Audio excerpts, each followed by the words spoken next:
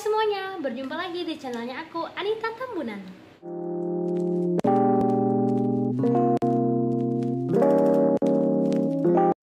Gimana kabarnya? Semoga kalian sehat-sehat aja ya dimanapun kalian berada.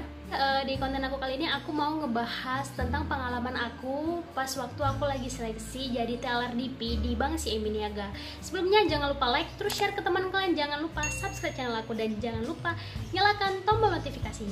Setelah dari BCA, aku mencoba melamar posisi teller lagi nih di Bank CIMB Niaga. Akhirnya aku apply di Jobstreet dan aku ditelepon oleh pihak CIMB Niaga untuk mengikuti di email untuk mengikuti online assessment-nya via Zoom meeting. Nah, aku kasih tahu syarat kalian untuk menjadi teller DP di Bank CIMB Niaga. Pertama, minimal kalian harus D3.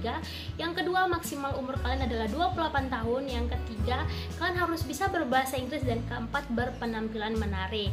Nah, waktu itu aku apply di Jobstreet, akhirnya aku ditelepon di email, maksud aku di email untuk mengikuti online assessment via Zoom meeting. Nah, pas ikut online assessment via Zoom meeting itu orangnya rame banget karena belum diseleksi mana yang udah misalnya lulusan D3, yang mana masih SMA. Nah, bedanya kalau di Bank BCA Magang Bakti kalian minimal tamatan SMA, sedangkan di Bank CIMB Niaga minimal D3. Dan di Magang Bakti BCA kalian tidak perlu bisa berbahasa Inggris, sedangkan di CIMB Niaga kalian harus bisa berbahasa Inggris. Nah, terus kita dijelasin itu CIMB Niaga itu apa, bank apa. Terus yang kedua, kita bakalan dikasih tahu nih gaji kita berapa, terus fasilitas apa aja yang bakal kalian dapat, terus tunjangan apa aja yang bakal kalian dapat, dan mengenai cuti-cutinya. Nah, setelah itu kalian bakal dibentuk belum. Jadi setelah itu kalian bakalan kalian bakalan ngisi satu form aplikasi itu via internet gitu ya, karena kita kan masih corona jadi belum bisa langsung, jadi semuanya pakai online. Nah, kalian isi data online itu, akhirnya diseleksi sama pihak HRD-nya yang mana udah lulusan D3, yang akhirnya yang lulusan SMA itu bakalan di-cut gitu karena memang belum memenuhi syarat.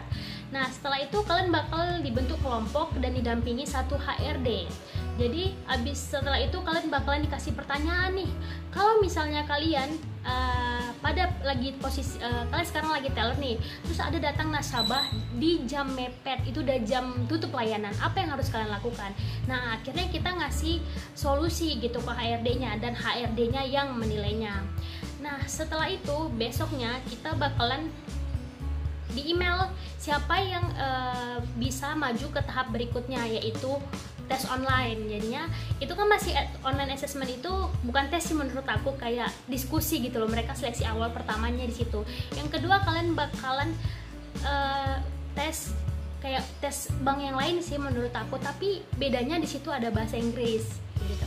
Abis seleksi di situ, akhirnya aku dapat email lagi untuk seleksi interview. Nah, di posisi ini aku nggak tahu aku gagalnya di mana. Oh ya, aku mau kasih tahu dulu sebelumnya ke kalian, kalau misalnya kalian coba posisi teller DP ini, usahakan WA kalian aktif. Jadi mereka bakalan kirim ke tahap selanjutnya itu apa aja syarat-syaratnya dan apa aja yang dokumen harus disiapkan itu melalui WA.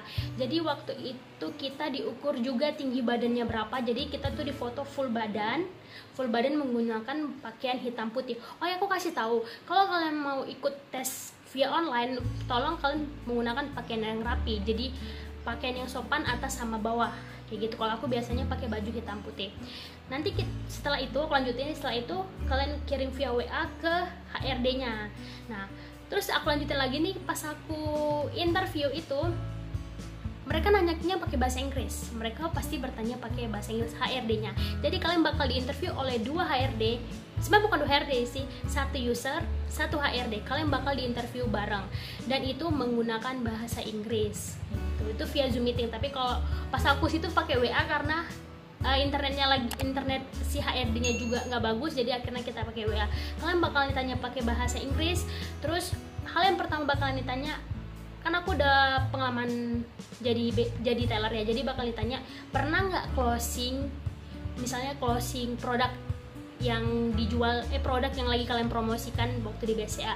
Aku jawab aku nggak pernah, karena aku memang tidak pernah closing sama sekali. Terus dia bakal nanya umur kamu berapa sekarang, kenapa kamu keluar dari pekerjaan kamu, dia bakal menanyakan pakai bahasa Inggris. Jadi usahakan kalian udah siapin semua jawabannya menggunakan bahasa Inggris. Jadi setelah tahap interview, kalian bakalan di email siapa yang berhasil ke tahap medical check up. Nah, pas waktu kita interview kan juga kita dibagi-bagi kelompok ya. Jadi 10 orang di kelompok aku itu bakal diinterview sama 1 orang HRD dan 1 orang user. Jadi itu dibagi per jam-jam gitu. Jadi aku mulai jam 10, nanti teman aku mulai jam 11. Nah, waktu itu aku cari dong nama teman-teman aku yang ada di list itu via Instagram. Karena udah hampir 2 minggu juga via si MB Niaganya tuh nggak telepon kami waktu itu. Jadi akhirnya aku cari namanya, dan kalian tahu yang lolos tuh cuma 1. Aku bingung itu kesalahannya di mana sampai sebanyak itu nggak lolos dong gitu. Yang lolos cuma 1 untuk ke tahap medical check up.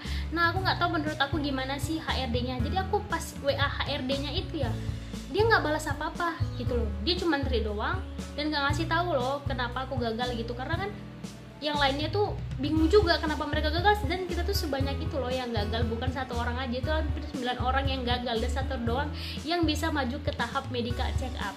Jadi aku pikir kemungkinan aku itu nggak lolos, dan akhirnya aku melamar ke perusahaan lain. Jadi buat kalian yang mau coba melamar teller DP di Bank CIMB Niaga, usahakan kalian bisa berbahasa Inggris ya, karena itu modal banget. Dan kalian yakinkan HRD-nya kalau kalian bisa jualan produk-produk CIMB Niaga.